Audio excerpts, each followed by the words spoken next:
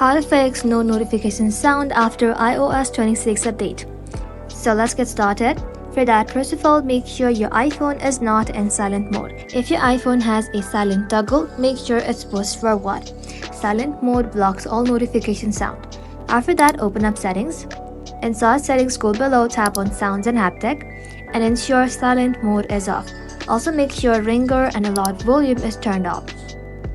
Now head back to settings, tap on notification, select the app that isn't making sound, and then make sure allow notification is turned on.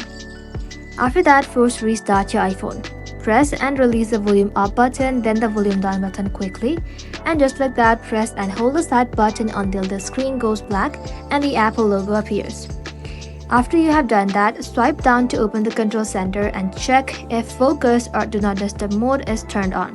If it is turned on, simply turn it off. Also check for Bluetooth settings. If connected to headphones, earbuds, or car audio, notification sounds may play there instead. So disconnect or turn off Bluetooth and test notification again. After that, inside settings, simply tap on General, tap on Software Update, and make sure you install the latest version of your software. That's it. Thank you all for watching. If this video was helpful, leave a like and sub, and I'll see you in the next one.